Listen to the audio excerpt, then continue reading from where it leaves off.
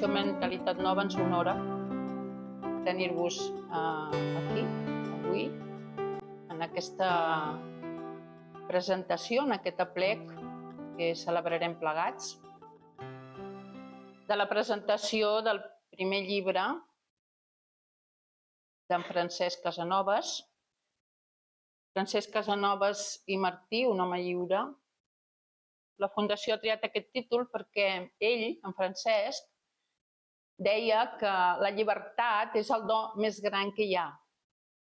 I personalment un dia em vaig sorprendre d'aquesta afirmació seva i li vaig dir: Francesc, jo pensava que el do més gran és l'amor, és estimar-nos, perquè és el manament que Jesús ens ha donat.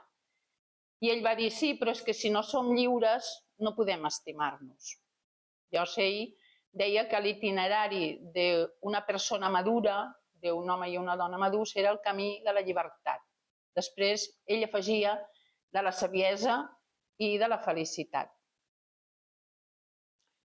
Avui també us presento el títol de la Fundació Mentalitat Nova, encara que ja fa anys que caminem, però crec que va bé dir-ho ara perquè és una expressió que va sortir dels llavis d'en Francesc, la mentalitat nova. Mentalitat nova, ara jo podria fer una conferència d'una hora, perquè vol dir moltes coses. Vol dir viure la mentalitat evangèlica, vol dir viure en una obertura total a la vida, a la realitat, vol dir fer noves totes les coses, perquè en Francesc Casanovas i Martí ens deia que quan estimem, quan vivim en l'amor i quan som lliures, fem noves totes les coses, perquè l'amor no es repeteix mai. L'amor és un miracle. I aquesta és una invitació que sempre ens va fer a nosaltres. Mira, si estimeu, viureu una aventura quotidiana. No cal que us proposeu grans temes o grans esdeveniments o canviar el món o coses molt grans que tots volem fer. Ell deia, si tu estimes en aquell moment present a casa teva o quan vas a la botiga, allà tu viuràs un miracle, un misteri, viuràs una cosa que no hauràs vist mai, que serà totalment nova. L'únic que el Francesc feia una conjunció molt interessant, perquè a vegades avui, en el segle XXI i en el segle de la societat de consum, també ens pot venir aquesta necessitat de la novetat. Comprem una cosa i al cap d'un dia ja volem una altra perquè això ja ha passat. Doncs el Francesc conjugava la memòria, la tradició i la novetat. Ell deia, no hi ha novetat, no hi ha creació, no hi ha un acte genuí, sinó anem a pouar en la memòria, en la història, en la tradició. Per ell, tradició i acte creatiu anaven totalment de la mà. Fins i tot ell deia que havíem de ser agraïts amb la tradició. Tenim un deute amb la tradició. Cadascú de nosaltres, avui aquí, no neix com un bolet. Abans de cadascú hi ha una història, hi ha uns pares, hi ha una fe, hi ha una tradició, i nosaltres poem de tota aquesta tradició. I gràcies a aquesta tradició podem engendrar una cosa nova, però sense la tradició, sense la memòria, ens equivocaríem, no podríem. El pintor Antoni Tàpies, que ara celebrem un aniversari seu, ell durant molts anys es va fer una pregunta molt interessant, que crec que és interessant també per tots nosaltres. Ell deia, el meu gest creatiu és nou o hi ha alguna cosa que jo recullo del passat? I ell, a part de ser un pintor, era un teòric, un home que reflexionava sobre l'acte genuí creatiu. I ell va arribar a la conclusió que sense la memòria no hi ha acte creatiu. Doncs en Francesc també era un d'aquests. Un acte creatiu neix d'una memòria. L'únic que l'acte creatiu recull la memòria, però el transcendeix, el fa anar endavant, li dona coses noves. Llavors, si ens quedem només amb la memòria, amb la tradició, no avancem. Però si ho volem fer tot nou i no anem a pouar la tradició, tampoc no vivim aquella justícia pròpia del camí de la història que tots nosaltres anem fent. Mentalitat nova és una expressió que al Francesc li agradava molt dir-la, expressar-la, i per ell volia dir això, estimar i en l'amor fer aquesta novetat. I llavors ell també deia que la mentalitat nova volia dir fer cosa un pensament, perquè a vegades els intel·lectuals ens quedem amb coses molt teòriques o molt en el cap, però ell era el gran home de les coses pràctiques, de les coses concretes, era un home compromès en el món on ell vivia. Una persona que li interessava absolutament tot. O sigui, aquesta novetat ell la volia incardinar, per dir-ho d'alguna manera, en el dia a dia, en el moment, en les persones, en els fets, en les feines. O sigui, un home totalment compromès en el seu món, en la seva família i en la història que li va tocar viure, en el moment històric que li va tocar viure. Després també us explico que amb aquest llibre inaugurem una col·lecció. Aquest és el número 1, que tenim aquí aquest 1. I aquesta col·lecció que inaugurem amb aquest llibre l'hem anomenat Terra-Cel. Trobareu aquí escrit. I Terra-Cel és un nom que ens ha semblat que defineix bé aquesta persona del Francesc, però després pot definir bé també moltes altres publicacions.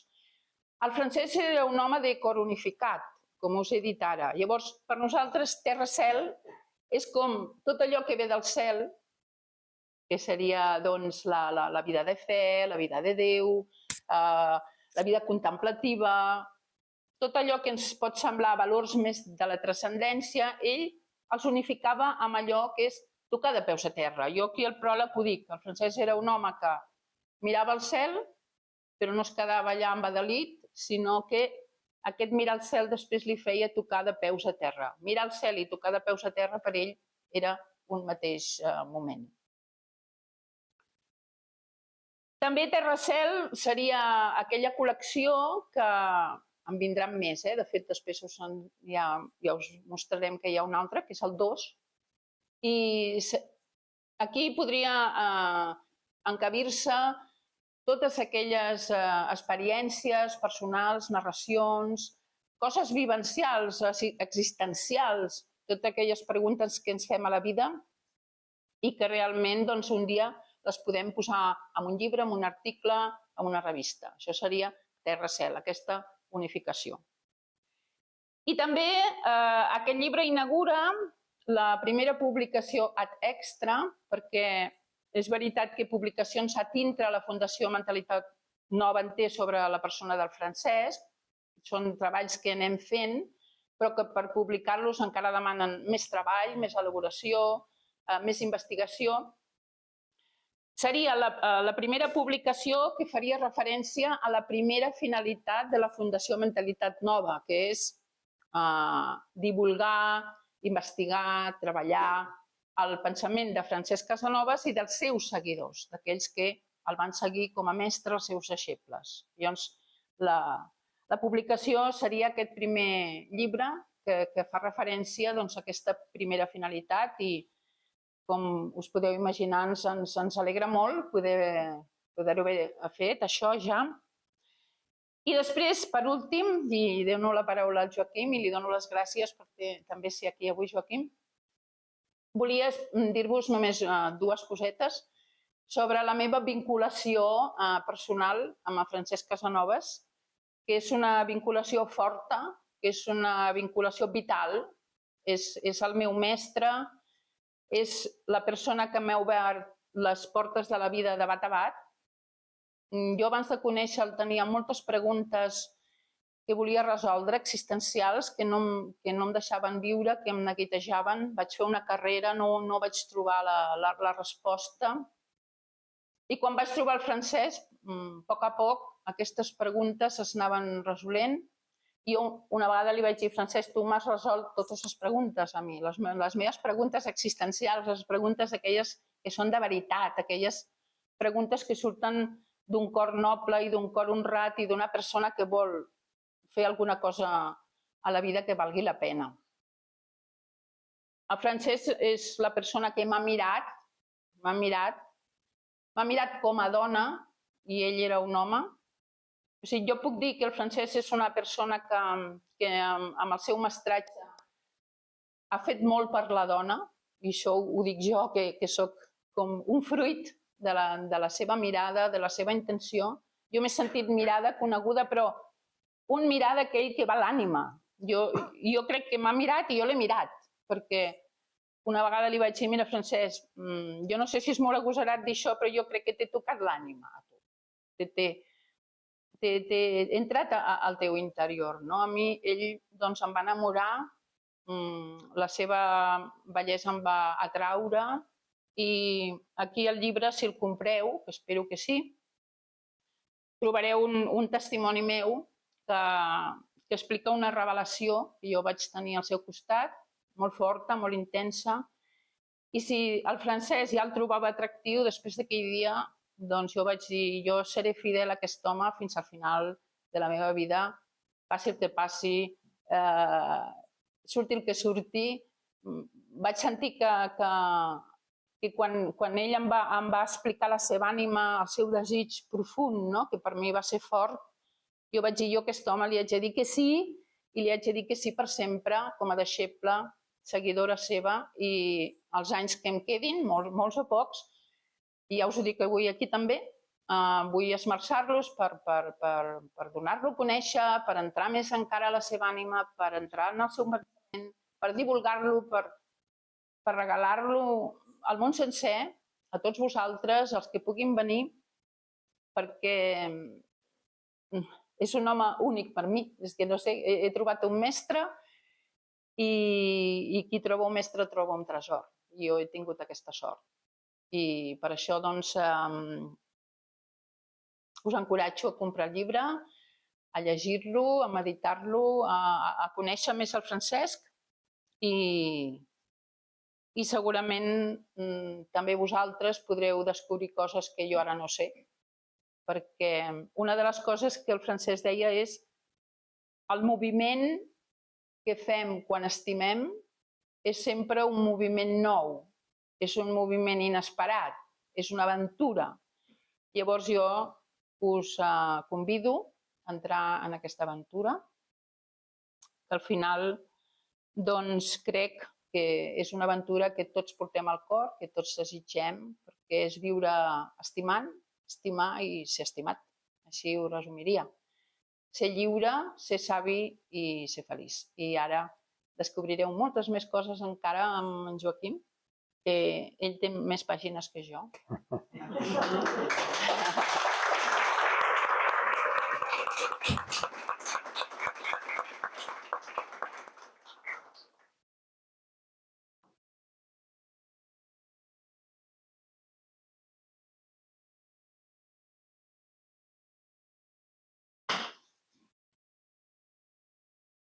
Bé, bona tarda. Jo també era membre del Seminari del Poble de Déu i també vaig compartir amb el Francesc bastants anys de la meva vida. Llavors, agraeixo a la Fundació que m'hagi encomanat de fer aquesta presentació, que preparant-la he gaudit molt i espero que vosaltres també en gaudiu. Començo comentant el dibuix de la portada. És un dibuix fet sobre una fotografia, és fet d'en Francesc Serradell. El Francesc Serradell és aquí present.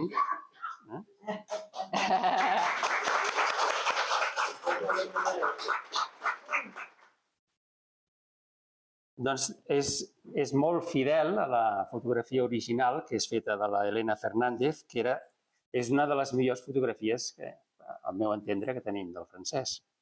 Doncs bé, així com aquest retrat transmet força característiques del nostre personatge, es podria dir que aquest llibre és un retrat acurat i força ben fet d'en Francesc.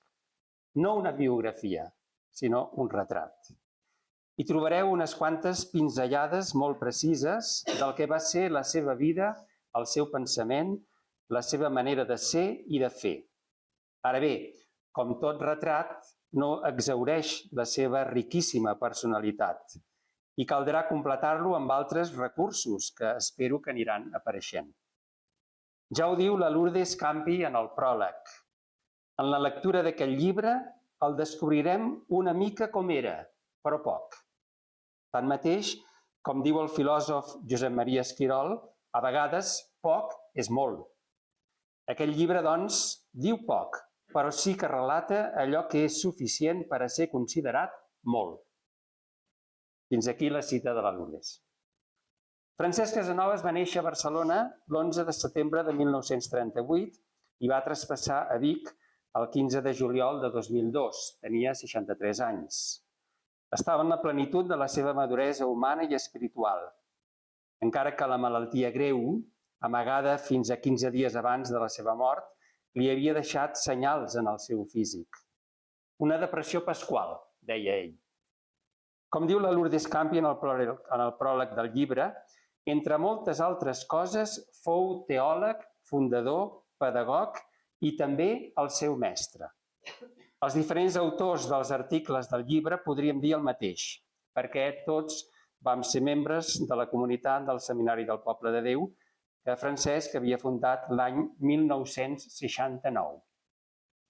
Els 9 autors del llibre vam tenir contacte amb en Francesc entre 8 anys, el que menys, i 30 anys, el que més. Tots abans del seu traspàs, clar. Vàrem compartir el seu projecte i vam conviure amb ell en moltes ocasions. Bé, el seu projecte encara el compartim i a mesura que passa el temps anem coneixent més i més la seva figura.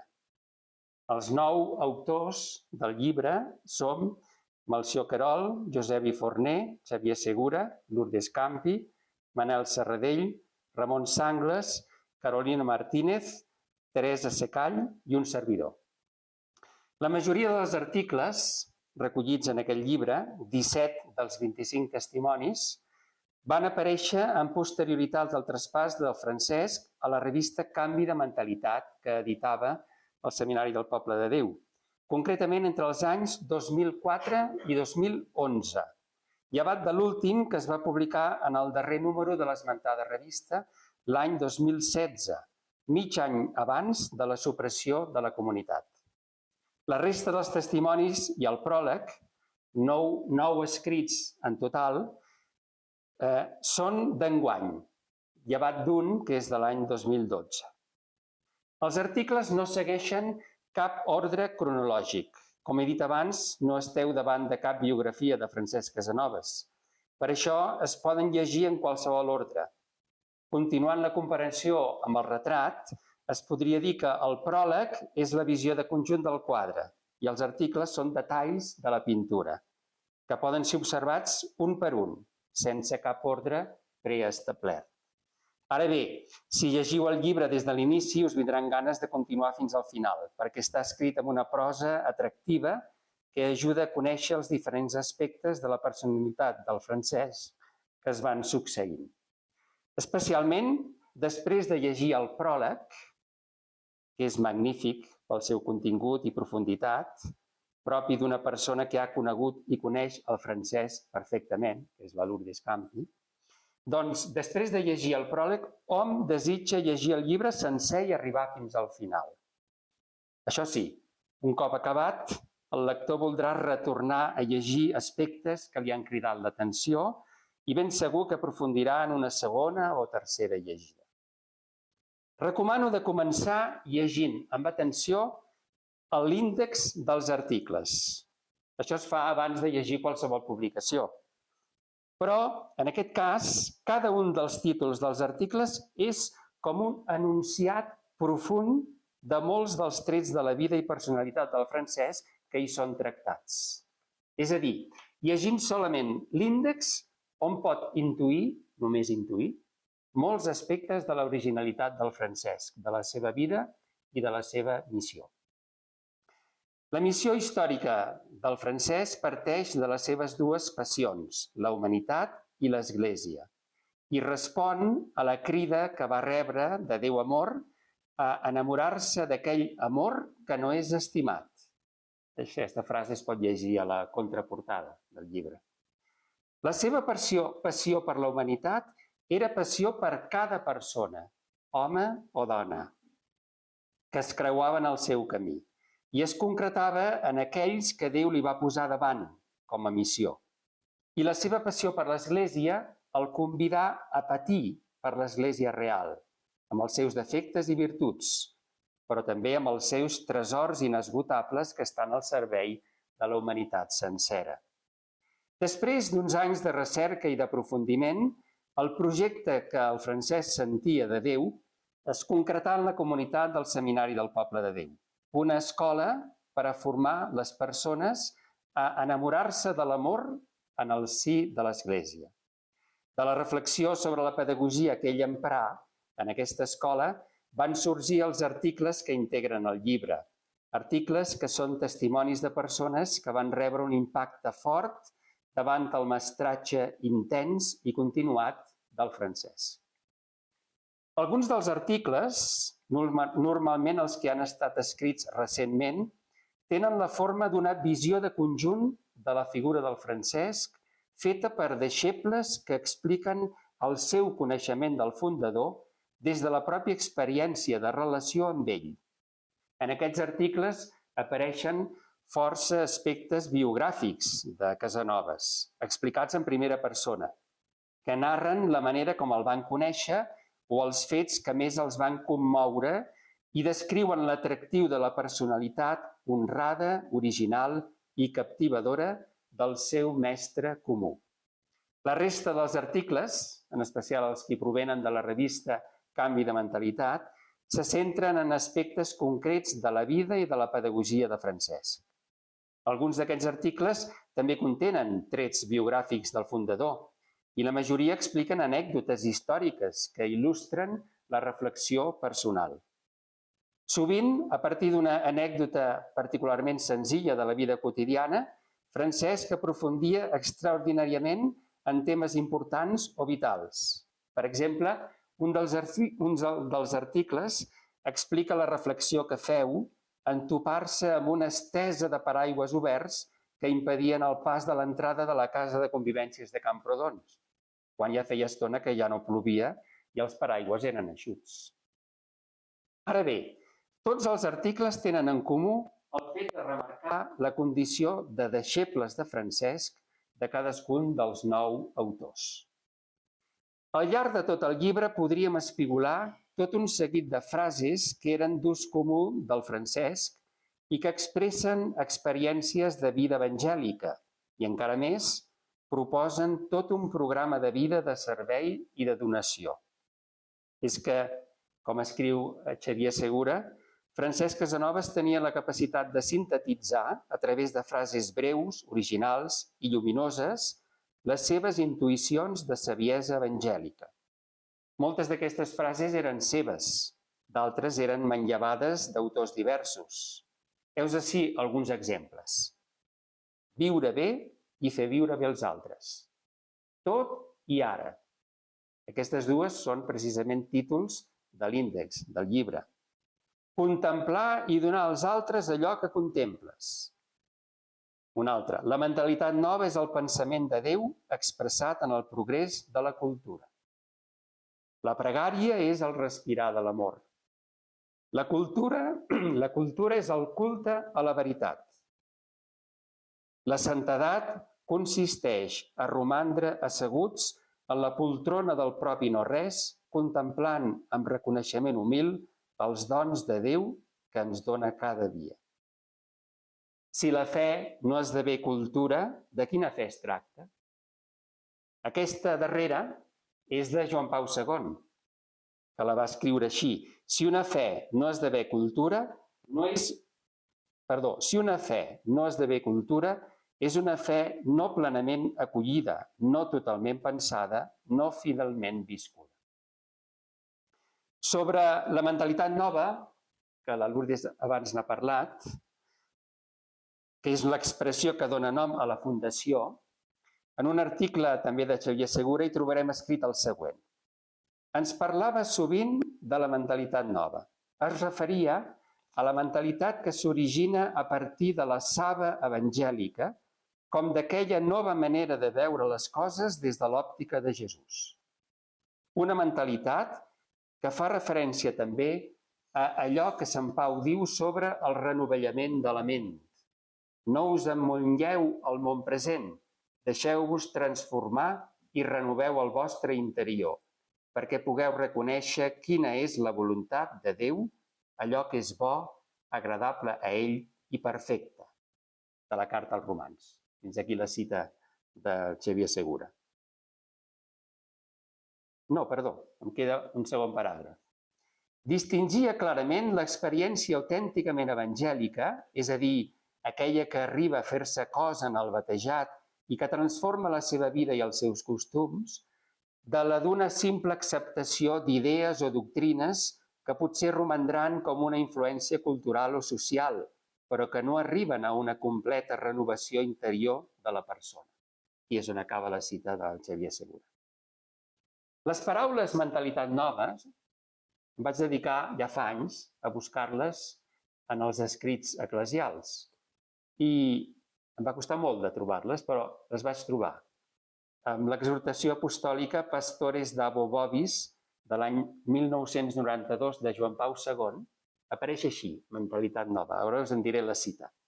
I aquesta cita de Joan Pau II, curiosament, deu tenir importància perquè la va repetir Benet XVI a l'exhortació apostòlica Verbum Domini l'any 2010 i el papa Francesc a l'exhortació apostòlica Evangelii Gaudium, que és del 2013.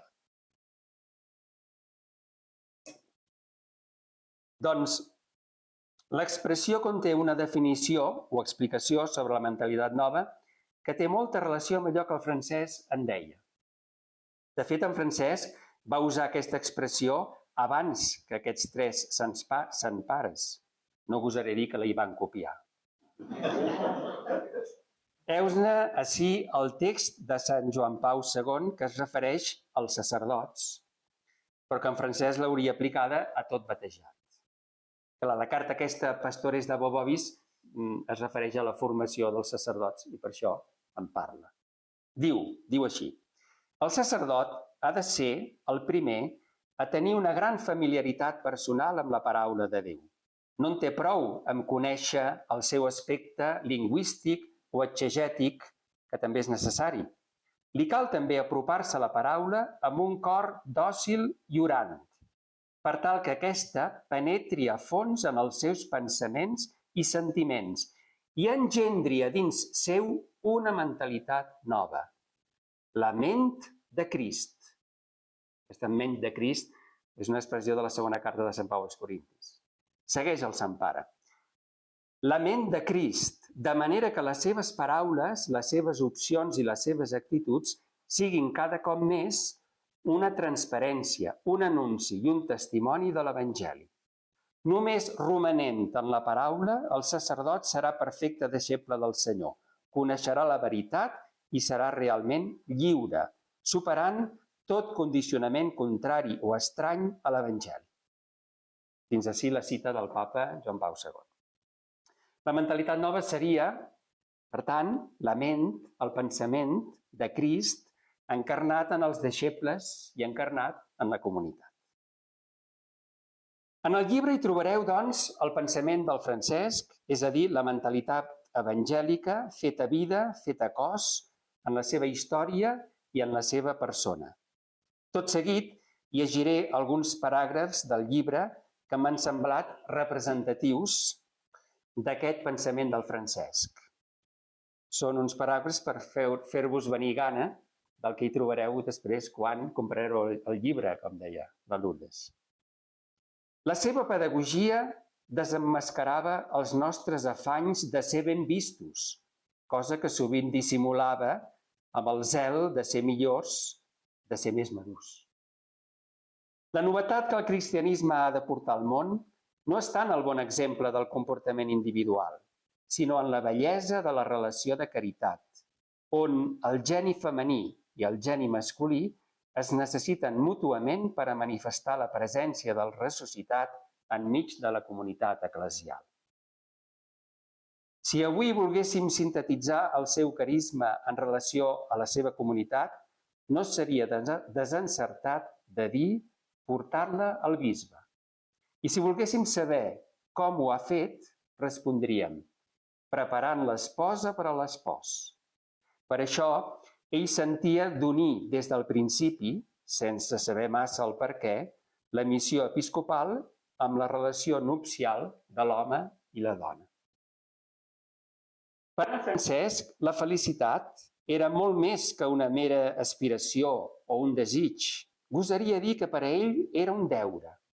El deure que tots els cristians tenim d'expressar l'alegria vertadera en un ambient de festa contínua com a testimoni comunitari de la nostra fe.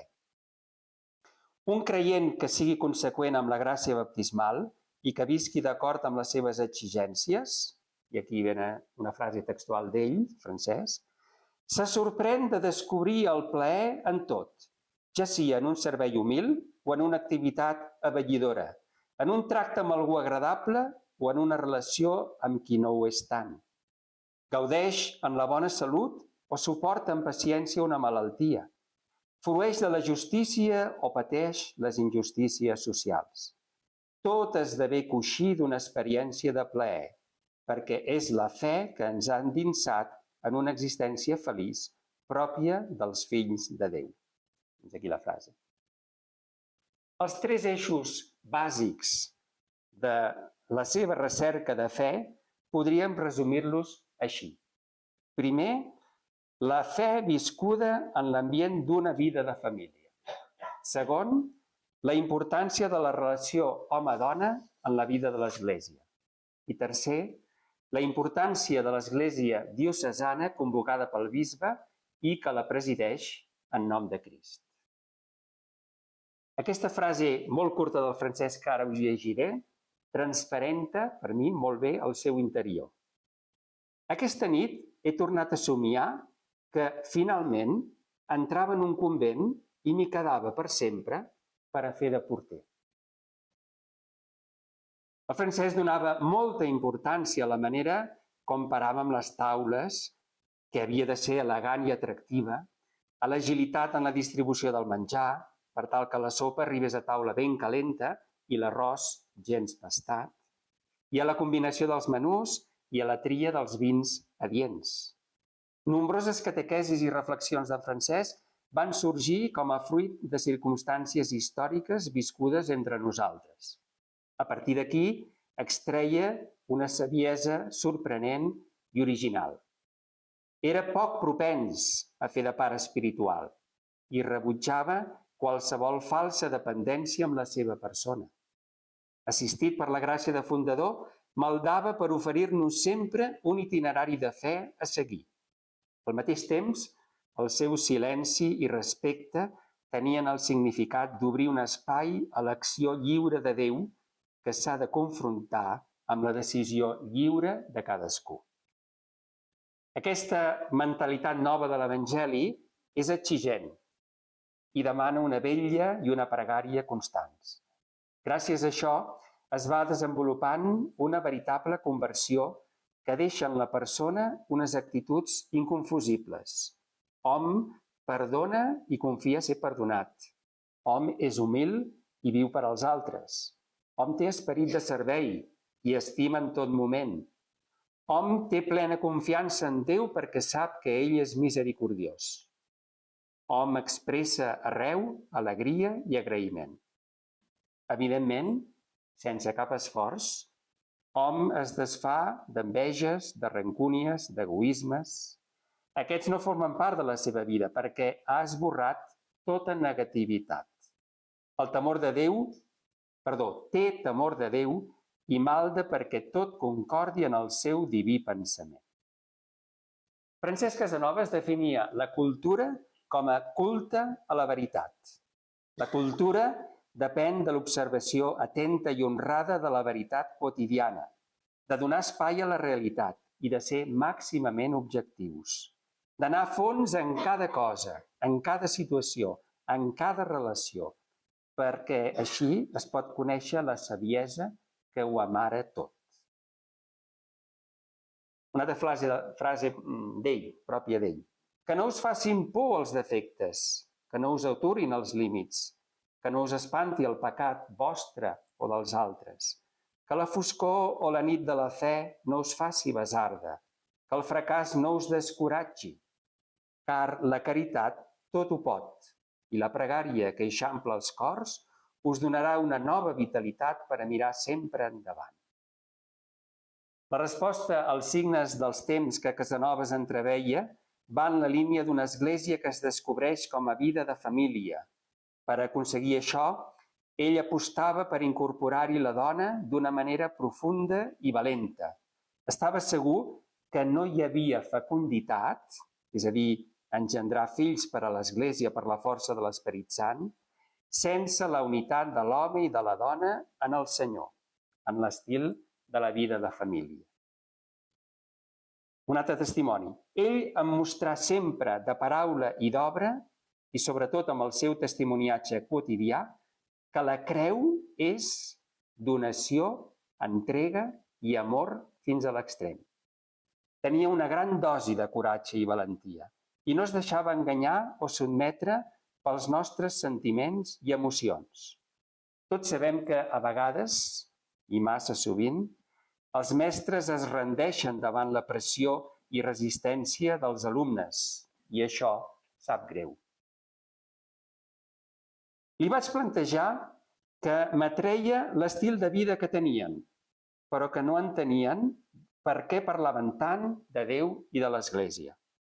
No es podia viure aquella amistat sense posar-hi Déu i l'Església per entremig, li va dir un que acabava d'arribar. La resposta va ser molt breu. Es va limitar a llegir-me, diu ell, una frase de la carta de Sant Joan on diu «Déu és amor», i em digué «Aquest és el Déu en qui creiem». En Francesc sabia que sols així, fent una pedagogia del manament nou de Jesús, estimeu-vos els uns als altres com jo us he estimat, podíem fer visible i palpable, en persones de carn i ossos, que l'Església no és un temple material, ni tampoc una associació doctrinal basada en el compliment d'un seguit de normes establertes, sinó que és aquella vivència de comunió d'amor que ens mena a ser u en Crist.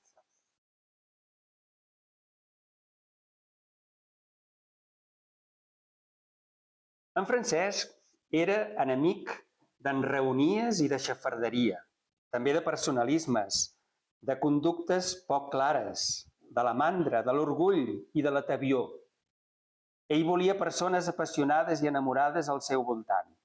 I tot això estabilitzat per una bella harmonia. A ell li agradava la gresca, l'oci, passejar, estar al dia en l'art i en la cultura, i sobretot estava al corrent de com l'Església tirava endavant, amb les novetats que oferia i amb els problemes que sofria. Per a ell, l'ambient de família era molt important i volia que cadascú de nosaltres en creés allà on fos, a la parròquia, a la feina, a l'escola, amb els amics, anant d'excursió, etc. Practicava el morir per servir, per ajudar, instruir, consolar, animar i comprendre la nostra humanitat fins al moll dels ossos. Un home de compromís amb la seva família, on volia veure fruits de vida eterna. El seu martiri consistia en l'amor incondicional, en aquell que no espera res i que ho dona tot. Un testimoni molt bonic. Diu així: «Soc un neuròtic obsessiu». Atenció, són les primeres paraules que em va dirigir l'home baixet i més aviat grassonet que em van presentar com a fundador del Seminari del Poble de Déu. I és que, al mateix temps que les relativitzava, assumia humilment les seves nafres, sense complexos, amb una joiosa indiferència. Curiosament, aquesta descripció, home baixet i més aviat grassonet, la fa una dona. I un altre dels autors, que és home, ho diu així: un senyor baixet i rodanxó.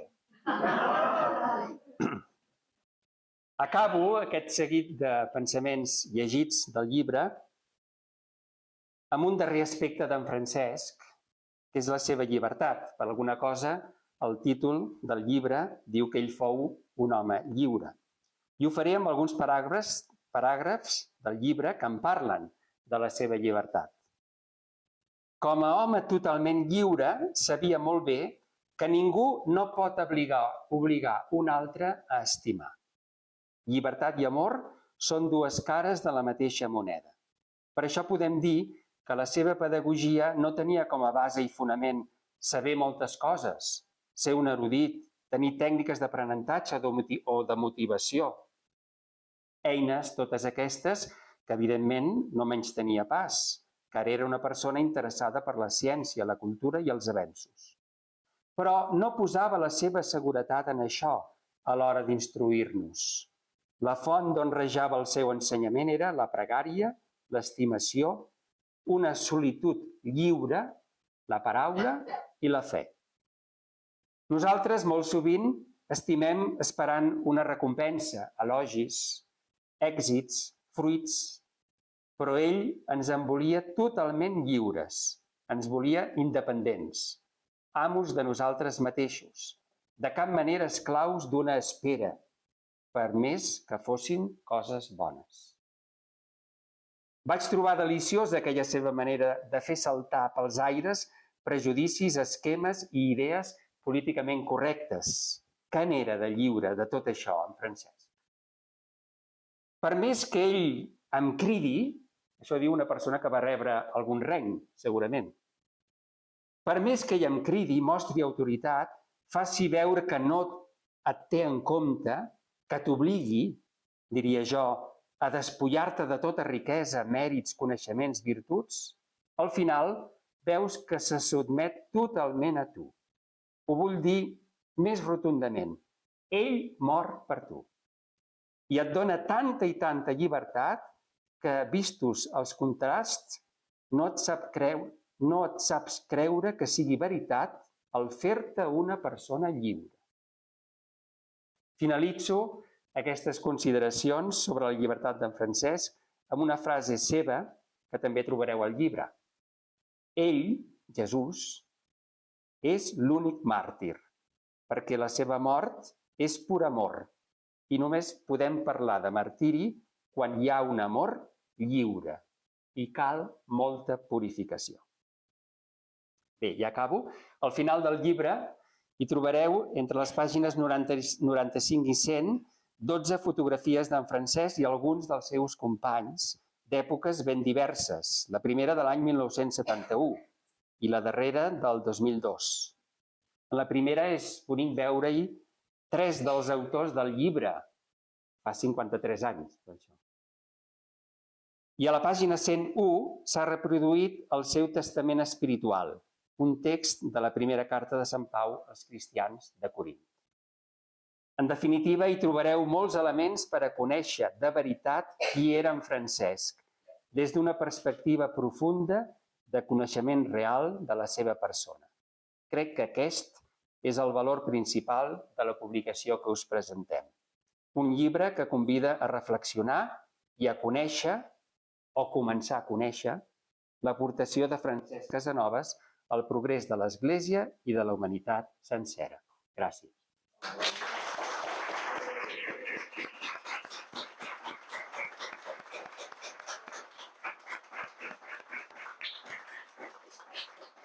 Tocar l'ànima és una expressió que pot semblar complicada o difícil, però jo penso que hi estem cridats tots a fer aquesta experiència. Quan ens deixem portar per tot això que ha explicat en Joaquim, que és aquesta estimació incondicional, aquesta estimació en la llibertat, aquest mirar a la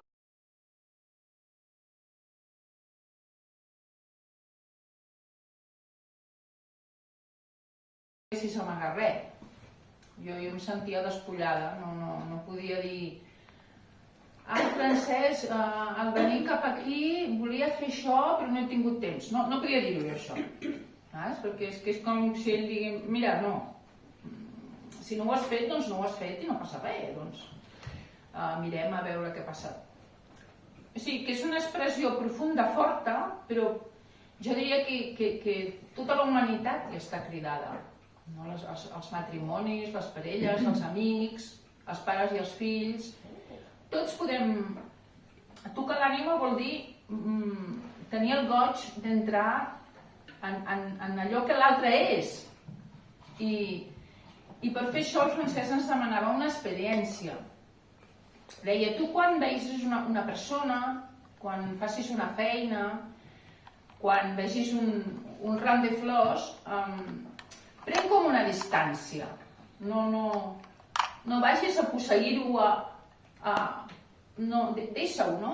Mira-ho des de lluny, deixa que la cosa, que la persona, que l'esdeveniment s'expressi, que no intervinguis tu en l'espai. Ell ens convidava molt a ser escrupulosos en deixar un espai perquè l'altra persona sigués ella mateixa, no? Que s'expressés, que digués... I jo vaig descobrir aquesta experiència de tocar l'ànima del Francesc, que és conèixer el Francesc.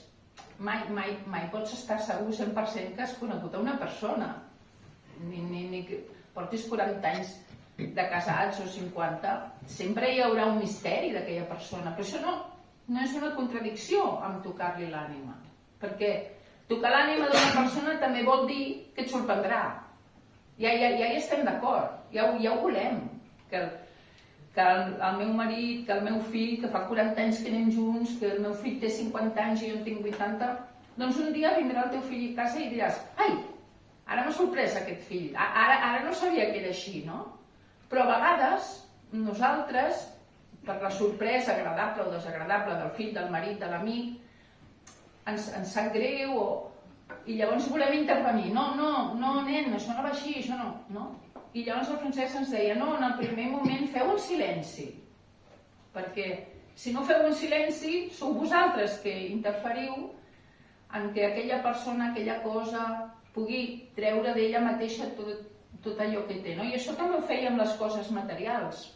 Ells, no sé, el Francesc semblava que en cada cosa hagués de trobar la profunditat de Déu mateix. No sé, a mi em sorprenia això. O sigui, per ell tot era important. I llavors, quan veies com es movia i com es relacionava amb les persones, amb les coses, amb els fets, deies, jo me l'haig de mirar amb una mica de distància, perquè si no acabo de comprendre què fa aquesta persona. I llavors, quan prenies aquesta distància d'amor, que no és un distanciament, que no és una desvinculació de dir, ai, això faran, llavors et convidava a aquest coneixement de l'altra persona. I llavors ell deia, això ho podeu viure cada dia. No us acostumeu a la vostra parella, al vostre marit, al vostre fill, al vostre amic, al vostre veí. No us hi acostumeu. Saps? Aquest sempre serà igual. Per exemple, era una frase que el Francesc detestava, perquè era com matar una criatura. Mira, el meu home sempre serà igual, és que no hi ha res a fer. És que ja li he dit, però no hi ha manera de que... Saps? Per Francesc això era com un assassinat, saps? Com un crim. Deia, no ho diguis això, perquè dient això fas com un avortament de... La persona reeixirà igual, però no li dones aquest espai, no? Ell exercia aquesta maternitat amb nosaltres i amb les coses materials. I jo com tocava l'ànima del Francesc era observant, suspenent tot judici, perquè és veritat que el Francesc a vegades feia coses tan estranyes que jo no pensava, ai, no sé, no m'agrada, ho trobo estrany, i llavors doncs et ve el judici, perquè hi ha qui diu que el judici és l'experiència dels ganduls. Quan judiquem una cosa o una persona, nosaltres som els bons, llavors ja l'altre és el que és dolent, llavors ja descarto aquesta situació, aquesta persona. Doncs clar, aquesta experiència que ens feia el Francesc ens posava en camí de poder conèixer l'ànima de la persona estimada, ja sigui el teu germà de comunitat, la teva germana, el teu veí, la persona que trobaves pel carrer i que potser no la veuries mai més. I ell deia, si aneu pel carrer i trobeu una persona i us vol dir una cosa, encara que tingueu molta pressa, atureu-vos, perquè allà hi haurà un moment etern. I era això, no? Conèixer la seva ànima era sempre un desig més gran, i encara ara, de saber què hi passa, no?, a l'ànima d'aquesta persona.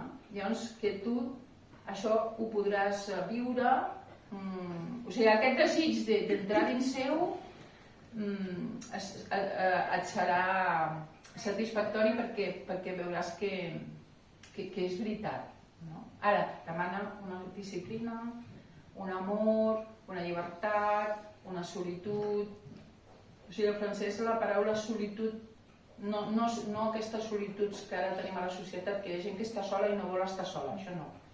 Però una solitud volguda, no? Que al final deia, és que quan ens morim estarem sols.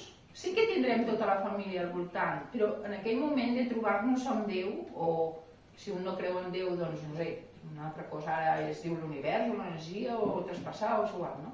O sigui, en aquell moment tan fonamental, allà hi ha una gran solitud. Doncs ella ens convidava a viure aquesta solitud cada dia, cada moment. Estem sols, estem sols, estem sols. I llavors jo crec que conèixer l'ànima del Francesc, però a mi em sembla que jo li vaig tocar en el sentit que era una persona que, no sé, no? Que a mi em semblava que la pamava en el sentit no de tenir-lo pamat, que això és molt lleig, sinó de dir, aquest home estima, no? Aquest home es dona. Llavors jo volia tocar aquesta experiència de la seva vida, no? Jo vull dir, tocar l'ànima vol dir tocar la seva persona, tocar la seva experiència, tocar el seu pensament, tocar la seva vida de Déu, tocar la seva fe. I això és possible per tots nosaltres, no solament amb el Francesc, sinó quan estimes, i quan estimes en la llibertat, tu toques-la. I aquesta, jo de veritat, Déu s'assegura, que l'Úrsula m'ha dit que no fes això. Aquesta és l'experiència més fonamental que una persona humana pot viure. Tocar l'ànima de l'altra persona, ja sigui el teu fill, el teu marit, el teu pare, el teu germà, és igual.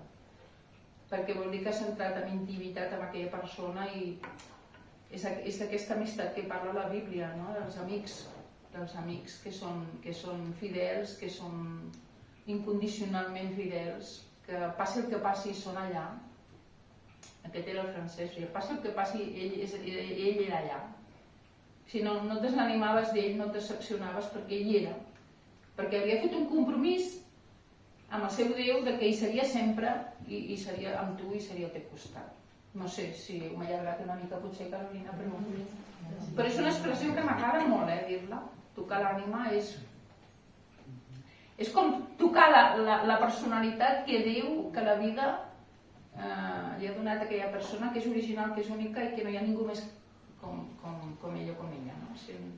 Jo crec que és l'ofici que tots nosaltres hem de fer a la vida. L'únic ofici és descobrir la bellesa de cada persona humana i clar, si féssim això, evidentment doncs no parlaríem de la guerra d'Ucrània ni de la de Síria. Res, no? Ja estaria. Clar, no és fàcil, però és la crida que tenim. Siguem gent d'església o de no església, és la crida universal a la santedat que tenim tots, tant si som batejats com si no. És la crida universal a la santedat, que vol dir tenir la gosadia, perquè això s'ha de ser molt agosarat, per viure la vida posant-me davant d'aquella persona i dir tu tens una bellesa que a mi m'infon respecte perquè ets tan bonic, ets tan bonica que jo no mato, jo no mato, jo no judico perquè la teva bellesa m'inspira, m'il·lumina i llavors em quedo com amb èxtasis en el sentit de dir jo qui soc, no? Per dir que tu això ho has fet bé o malament, no? Si no, es suspèn tot judici, no? Recordo que llegia de la Simone Weil, no? Aquesta dona, que deia, jo ho dic amb les meves paraules, però ella va dir que Jesús l'havia visitat, però ella no es va batejar. I va dir, qualsevol persona, de qualsevol raça, de qualsevol moment històric, de qualsevol edat, que tingui la capacitat i la intel·ligència per dir tu ets el meu moment etern, aquesta persona està salvada, encara que no estigui batejada. En el sentit que té Déu dintre, té Jesús dintre, encara que poder no ho sap. No? I aquesta és la crida universal que tots tenim i que el francès ens ha, almenys a mi m'ha fet descobrir. No? Estem cridats a fer aquesta experiència, a que la humanitat és el nostre temple, la humanitat és... No, ja no hi ha temple, vull dir, el temple és cada persona humana, no? O sigui, cap persona humana és el temple. I que tant de bo el temple físic, que a vegades doncs, els creients anem els diumenges, no ens distregui del temple que és cadascú de nosaltres. Som un temple viu. És igual que siguem batejats o no. Som un temple viu. I si tenim aquesta consciència, ja som al cel. O sigui, terra-cel, ja hi som. No cal moltes coses. Després ens adherirem a un sistema doctrinal, a una fe, a una església, a una tradició. Sí, però que no manqui aquesta experiència genuïna que fa tocar l'ànima de cada persona. Jo us convidaria a fer aquesta experiència que el Francesc em va ajudar a fer a mi. No? Que visquem, tots els que som aquí, perquè cada dia de la nostra vida, quan ens trobem un ésser humà, o un ésser animal, o vegetal, o qualsevol cosa, que tinguem una reverència, un agraïment, una reverència, perquè puguem conèixer les persones, la natura, l'univers. És l'única manera científica que tenim de rebre el coneixement. És la reverència, és la distància justa perquè es manifesti la persona a la realitat. No? Aquest és el Francesc que jo he conegut i del qual m'he enamorat. I per més anys que visqui, mai, encara que he dit que he tocat la seva ànima, mai la tocaré del tot. I també vull que sigui així, no la vull tocar del tot, vull que encara falti molt per tocar, perquè així doncs tinc el desig viu per conèixer més a ell i a cadascú, no? Perquè si conec el Francesc i decideixo viure per ell, però això no em porta a viure per cadascú de totes les persones que em trobo, no m'interessa. És la meva experiència al seu costat.